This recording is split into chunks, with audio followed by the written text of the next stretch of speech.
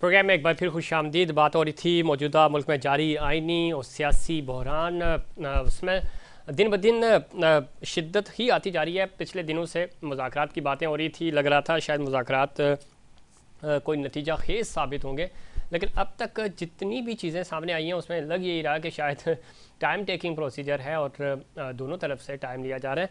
पाकिस्तान तहरीक इंसाफ किसी हद तक कन्विंस है, क्योंकि पिछले कई दिनों से हम देख रहे हैं, ऑलमोस्ट साल हो गया है कि वो सड़कों पे हैं, प्रोटेस्ट कर रहे हैं। जेल भरो तहरीक उन्होंने शुरू की, तरह तरह के उन्होंने जलसे जुलूस किए, लेकिन इलेक्शन लेने में कामयाब नहीं हो सके। और मुज़ाकरात ही बज़ाहिर अब इन हालात में, जिस तरह उनकी जो लीडरशिप है उसके ऊपर मुकदमात बनाए जा रहे हैं, जिस तरह उनके कारकुनान को गिरफ़्तार किया जा रहा है, तो पाकिस्तान तहरीक इंसाफ तो चाहेगी कि किसी तरह ये डेडलॉक ख़त्म हो और इलेक्शंस की तारीख मिले। हुकूमत शायद अभी तक कन्विंस नहीं है कि वो इलेक्शंस कराए, और जिस तरह की ये मुतालबात सामने आ रहे हैं, खान साहब ये चाहते हैं कि किसी भी तरह 14 मई से पहले असम्बलियाँ तहलील हो जाएँ और उसके बाद अगस्त में या नवंबर तक इलेक्शंस, अक्टूबर तक इलेक्शंस हों। हुकूमत चाहती है कि बजट पेश करने के बाद वो इस पोजीशन में होंगे कि असम्बलियाँ भी तहलील हो जाएं और इलेक्शन की डेट भी दे सकें। क्या 2023 में इलेक्शंस होंगे भी या नहीं, ये भी एक अलग डिबेट है। और इस पूरे अमल में जो सियासी पंडित हैं, जो इंसाइट्स रखते हैं, वो ये समझते हैं कि शायद हुकूमत इस पूरे अमल में पाकिस्तान तहरीक इंसाफ को ट्रैप कर रही है। वो चाह रहे हैं कि किसी तरह जो एक प्रेशर बिल्ड था आइन और कानून की बालादस्ती का 14 मई के जो इलेक्शंस हैं उसके ऊपर मामला गुफ्त शनीद से आगे बढ़े, और उसके बाद अगेन पाकिस्तान तहरीक इंसाफ असम्बलियों में वापसी का एक ऑप्शन भी मौजूद होगा और उनको वापस असम्बलियों में बुलाया जाए और उसके बाद अपनी मर्ज़ी से असम्बलियाँ मुद्दत पूरी करें या तहलील करें। 1-2 दिन पहले भी अगर तहलील हो जाती हैं तो उसके बाद इलेक्शन में जाया जाए। PDM और हुकूमत जो है वो ख़ास तौर पे चाह रही है कि किसी भी तरह पाकिस्तान तहरीक इंसाफ को इस ट्रैप में लाया जाए। पाकिस्तान तहरीक इंसाफ भी शायद समझ रही है कि मामला इतना आसान नहीं है। इन तमाम इश्यूज़ पे बात करेंगे। ज्वाइन किया हमें जनाब ताहिर हसन साहब ने, सीनियर सहाफ़ी, सीनियर तज्ज़ियाकार हैं। ताहिर हसन साहब, बहुत शुक्रिया आपने प्रोग्राम में वक्त दिया। किस तरह देखते हैं, एक तो सबसे पहले मैं चाहूँगा कि आप आज चूँकि यौम मज़दूर भी है, इसके ऊपर आपका कमेंट, चूँकि पूरी दुनिया में इंसानी हकूक़ तो बिल्कुल नहीं है और ख़ास तौर पे जो मज़दूर हैं आज भी अपने हकूक़ की बात करते हैं। आपकी आवाज़ बहुत कम आ रही है, अगर थोड़ा सा इसको ऑडियो कम्युनिकेशन को ठीक कर लें तो मैं ज़्यादा बेहतर आपको जी। ताहिर हसन साहब, कोशिश करें ऑडियो बेहतर हो, और मैं अगेन आपसे सवाल करूँगा फिर कि किस तरह हम जो मज़दूरों के हकूक़ हैं और ख़ास तौर पे इंसानी हकूक़ की तो बात होती है, इंसानी हकूक़ में मज़दूर भी ज़्यादा इंसान है और उनके हकूक़ पूरी दुनिया में पामाल हो रहे हैं, और यही वजह है कि यौम मज़दूर आज मज़दूर के नाम किया जाता है। ताहिर साहब, मैं चाहूँगा कि यौम मज़दूर पे आपका कमेंट ले लूँ और फिर हम सियासी सूरत-ए-हाल पे आएँगे। किस तरह देखते हैं पूरी दुनिया में आज भी आम जो यूनियंस हैं, जो वर्कर यूनियंस हैं किसी भी ऑर्गेनाइजेशन में, उनके राइट्स भी उनको नहीं मिल रहे, लेकिन मज़दूरों के तो स्पेशली आज भी पूरी दुनिया में हकूक़ पामाल हो रहे हैं। किस तरह देखते हैं इस दिन की निस्बत से? हाँ, देखिए, ये तो एक बहुत अनफॉर्चुनेट है। जाहिर है कि तमाम मुल्कों में इस किस्म के कवानीन मौजूद हैं कि लेबर राइट्स और मजदूरों के हकूक़ जो हैं वो सब कुछ डिफाइन है और उसके लिए कवानीन भी मौजूद हैं। जी बिल्कुल। लेकिन बदकिस्मती ये है कि जो भी हमारे यहाँ हुकूमतें होती हैं, दुनिया में जो भी हुक्मरान हैं, वो कम से कम जो तवज्जो देते हैं वो लेबर की तरफ ही देते हैं, उनके मामला पे देते हैं। उनकी चीज़ें जो हैं वो उसको आखिरी प्रायोरिटी पे रखते हैं। हालांकि मैं समझता हूँ कि अगर वर्क फोर्स ना हो तो सारी तरक्की का दारोमदार वर्क फोर्स पे ही होता है। तो अगर वर्क फोर्स की तरफ आपका जो है सबसे आखिरी वो है प्रायोरिटी, तो ये सबसे अनफॉर्चुनेट है। और मैं समझता हूँ कि हम इस मुश्किलात में आगे भी इसी तरह रहेंगे अगर हमने उनको फोकस ना किया। बिल्कुल ठीक है, बिल्कुल ठीक है। ताहिर साहब, दूसरा पाकिस्तान की सूरत-ए-हाल पे आ जाते हैं। क्या आपको लग रहा है, अभी मुज़ाकरात की बातें सुन रहे थे, बज़ाहिर मुज़ाकरात हमें कामयाब नज़र नहीं आ रहे, आपको क्या लग रहा है कि कोई दरमियानी रास्ता, नज़रिया ज़रूरत, 14 मई को इलेक्शंस बज़ाहिर हमें नज़र नहीं आ रहे हैं, कोई मौज़ा ही हो कि 14 मई वाली डेट पे अमल हो जाए, तो आप क्या देख रहे हैं, आपकी इनसाइट्स क्या हैं कि मामला जा किस तरफ रहा है? कोई इलेक्शंस 2023 में होते हुए आपको नज़र आ रहे हैं?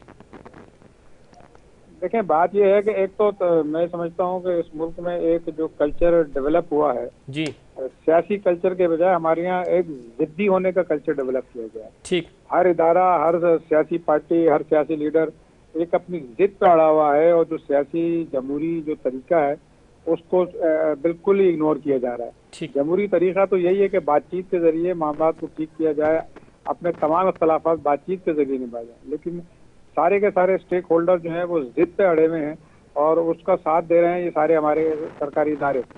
वहाँ से भी ऐसे ही महसूस हो रहा है कि जैसे एक मैच हो रहा है जिद का, कि हर इदारा भी अपनी जिद पे लगा हुआ है, पॉलिटिकल लीडर भी लगे हुए हैं। तो मुज़ाकरात तो उस सूरत में होते हैं जब आप कूल डाउन होते हैं, अपनी पोजीशन को सरेंडर करते हैं और फिर सामने वाले की बात एक्सेप्ट करने के लिए जाते हैं। तो अगर आप एक्सेप्टेंस आप में है ही नहीं तो मैं नहीं समझता कि किसी भी किस्म के कोई मुज़ाकरात या डायलॉग कामयाब हो सकते हैं। ये अभी तक रोजाना की बुनियाद पे हम बैठते हैं, लेकिन रोजाना की बुनियाद पे हम यही देखते हैं कि एंड यही होता है कि कल फिर मिलेंगे। ठीक है तार साहब, इसमें क्या तय किया? जी तार साहब, इसमें जो मुझे समझ आ रही है, आप भी ऑब्जर्व कर रहे हैं, ज़रा बड़ा लिखते भी हैं, बोलते भी हैं इसके ऊपर। पाकिस्तान तहरीक इंसाफ ज़रा 1 साल हो गया उनको सड़कों पे। 1 साल पहले उनकी हुकूमत का खात्मा हुआ था अप्रैल में ही, और आज 1 साल ज़रा उनको कंप्लीट हो चुका है, उससे भी चंद दिन ज़्यादा हो चुके हैं।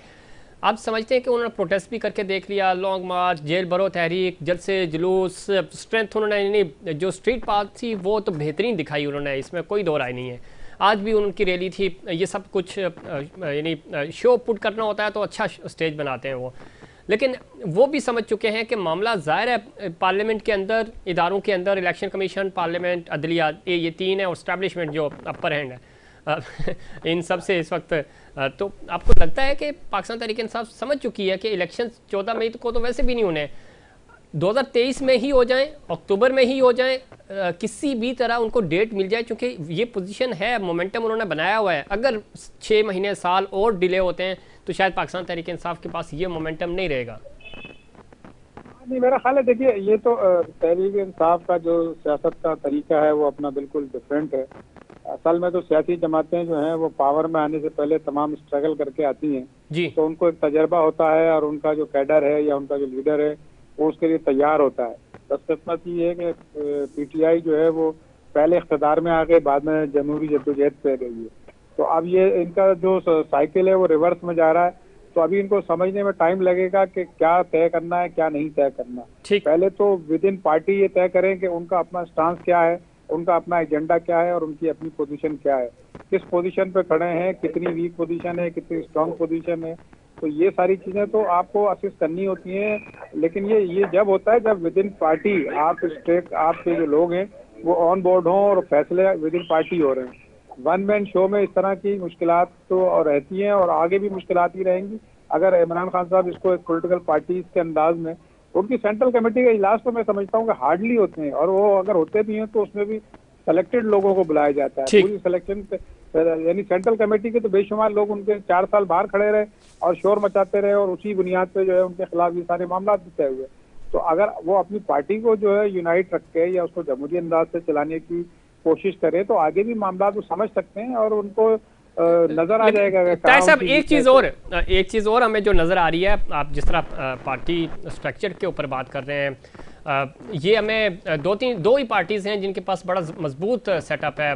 पाकिस्तान पीपल्स पार्टी आपको हर यहाँ कराची से लेकर पूरे जीबी और कश्मीर तक आप जाएंगे तो आपको इनका पूरा एक नेटवर्क मिलेगा। निचली सतह तक लोग कनेक्ट होते हैं कि एक तहसील लेवल पे कौन है, प्रेसिडेंट क्या है। दूसरा, जमात के पास बड़ा ज़बरदस्त नेटवर्क है, PMLN भी किसी हद तक मुनज़्ज़म है। पाकिस्तान तहरीक इंसाफ अभी जो पंजाब की टिकटिंग की तकसीम का मामला हुआ उसमें भी हमने देखा कि यानी खान साहब के नीचे जो एक फर्स्ट टीयर लीडरशिप है वो हमें नज़र आती है और उसमें भी उनको थोड़ा सा शक व शुबा होता है तो उसको ऊपर नीचे कर दिया जाता है, कट टू साइज़ कर दिया जाता है।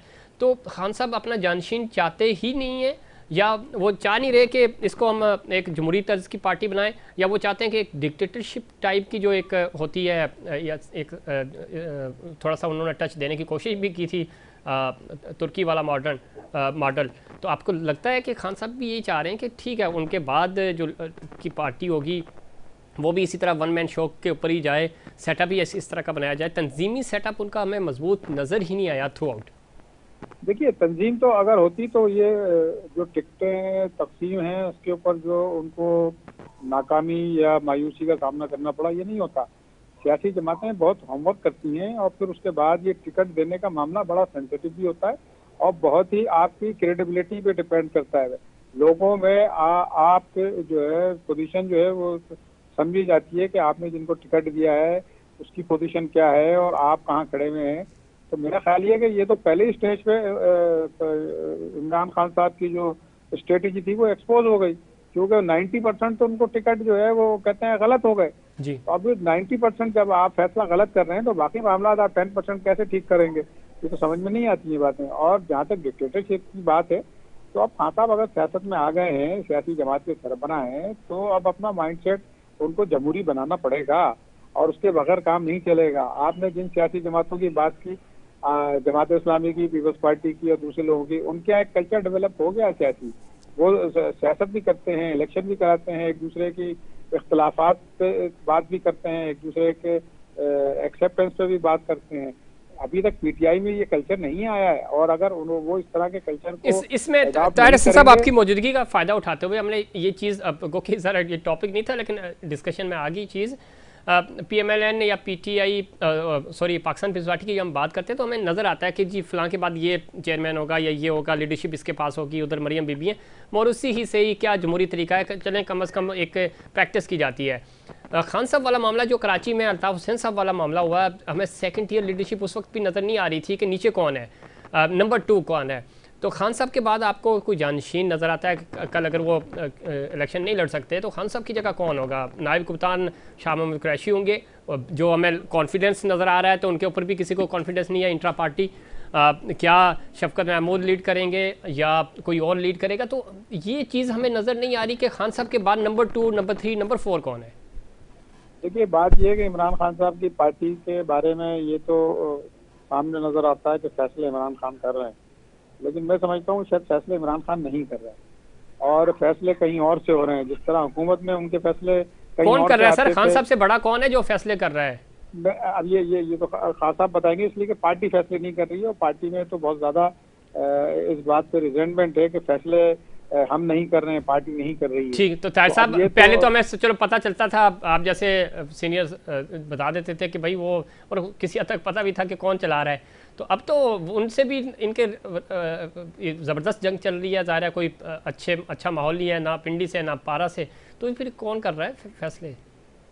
मेरा ख्याल है, देखें बात यह है कि आर्मी चीफ ने अभी अपनी तकरीर में कहा है कि ये जो रिटायर लोग हो गए हैं वो जरा सा चीजों में ज्यादा इन्वॉल्व ना हो। अच्छा, तो हमें उस तरफ भी देखना पड़ेगा कि कौन लोग हैं जो इमरान खान को मिसगाइड कर रहे हैं और किस तरीके से उसकी पार्टी को डैमेज कर रहे हैं। ये तो अब नजर आ रहा है, सारी चीजें सामने नजर आ रही हैं, चाहे हम बात करें या नाम लें या ना लें, लेकिन सबको नजर आ रहा है कि उनकी पार्टी के साथ कौन, पार्टी को कौन इस्तेमाल कर रहा है, साहब अगर जिस तरह पावर को कौन यूज कर रहा था। जी जिस तरफ आप इशारा कर रहे हैं, अगर इस तरह हो तो ये तो बड़ी ज्यादती है। एक पॉलिटिकल वर्कर के साथ आप जेलें काटें, मार खाएं, सड़कों पे डंडे खाएं, कुर्सियां लगाएं, रैलियां निकालें, प्रोटेस्ट करें, बंदे इकट्ठे करें और फिर आप ही के टिकट का या आपके किसी मेजर डिसीजन का जो फैसला है वो कोई और करे, और वो करे जिसको बिल्कुल पॉलिटिकल ABC भी ना पता हो।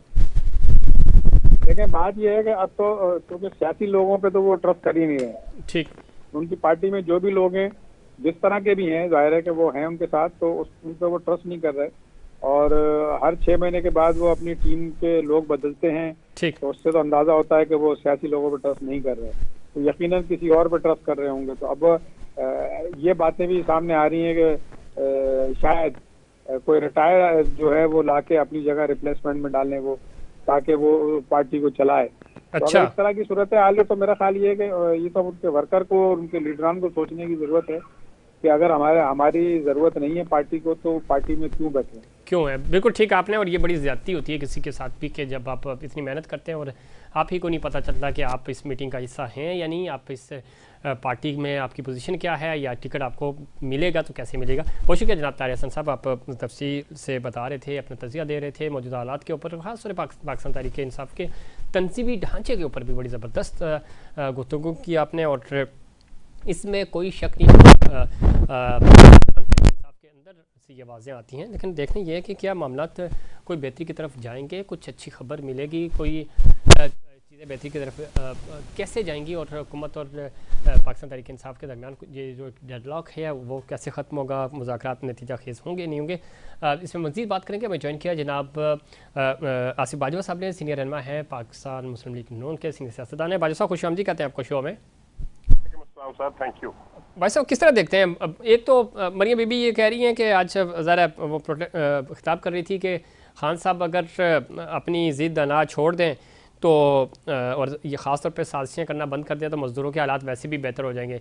दूसरा, मुज़ाकरात, आपको लगता है कि मुज़ाकरात को नतीजा खेज़ होंगे? चूँकि ख्वाजा आसिफ साहब के बयानात देखते हैं तो लग नहीं रहा, उधर से फवाद चौधरी साहब भी यही कह रहे हैं कि एहसन इकबाल साहब और ख्वाजा आसिफ साहब के बयानात जो हैं वो चाहते हैं कि मुज़ाकरात नाकाम हों। वक्त कम है तो इसलिए मैंने दोनों सवाल एक साथ कर दिए। जनाब बाजवा साहब, पहली बात तो ये है कि इमरान न्याजी साहब वाक़तन ही साजिशें करते हैं। मिसाल के तौर पे जब वोट फॉर नो कॉन्फिडेंस कामयाब होने जा रही थी तो उन्होंने जो कॉन्ट्रैक्ट जो MOU साइन किए थे वर्ल्ड बैंक के साथ, IMF के साथ, तो उन्होंने उसके एडवर्स फैसले किए, पेट्रोल की कीमत कम कर दी। और आज भी IMF जो है वो कहते हैं कि हमें पाकिस्तान की गवर्नमेंट पे एतमाद नहीं है, नंबर 1। नंबर 2, जब सैलाब आया हुआ था और UNO के जनरल सेक्रेटरी भी पाकिस्तान आए हुए थे और आज भी वहां से पानी नहीं निकल सका और लोग बेरोजगार हैं और लोग बेघर हुए हैं और हजारों की तादाद में लोग वफात पा गए, लाखों सैकड़ों लाखों मवेशी चले गए। तो इमरान न्याजी साहब ने एक दिन भी अपनी जो थी ना, उनका जो प्लानिंग थी, जो वो कर रहे थे जलसे जुलूस, उन्होंने बंद नहीं किए ताकि दुनिया को ये तासर जाए कि ये वहाँ पे कोई सैलाब नहीं है। उसके अलावा हमेशा ये इंटरनेशनल मीडिया को ये कहता है कि पाकिस्तान डिफॉल्ट की तरफ जा रहा है और ये चोर है, और ये कभी भी उन्होंने पाकिस्तान की इकोनॉमी के मतलब कोई पॉजिटिव बात नहीं की। अब बात करते हैं जो आपने कहा कि क्या इलेक्शन जो है वो कामयाब होने जा रहे हैं, ये जो क्या नाम है वो जो हमारी पार्टी PDM और PTA के जो मुज़ाकरात हैं वो कहाँ तक जाएंगे। तो आप ये समझ सकते हैं, आपको मुझसे ज्यादा इल्म है इस बात का, कि इमरान न्याजी साहब दूसरी तरफ आज भी उन्होंने धमकाया है जो रैली थी उसमें, कि ये ना समझ लें कि हम सितंबर में इलेक्शन के लिए राजी हो जाएंगे। मकसद ये है कि ये किसी भी सूरत, उन्होंने जो टीम भेजी है ये सिर्फ उन्होंने दुनिया को दिखाने के लिए मैं मुज़ाकरात के लिए तैयार हूँ, अदरवाइज वो मुज़ाकरात करना ही नहीं चाहते। अगर देखें सितंबर में बाजवा साहब यही बात यही वाले भी कह रहे हैं कि आप नहीं तैयार और आप कह रहे हैं वो नहीं तैयार। वक्त खत्म हो गया, अगले किसी प्रोग्राम में तफसील से आपसे बात भी होगी। बहुत शुक्रिया जनाब बाजवा साहब ने प्रोग्राम में वक्त दिया। नाज़रीन, हमारा आज का प्रोग्राम, उम्मीद करता हूँ दीगर प्रोग्राम्स की तरह आज का प्रोग्राम भी आपको पसंद आएगा मुझे और इनसाइड पाकिस्तान की पूरी टीम को दीजिए इजाज़त। अल्लाह निगहबान।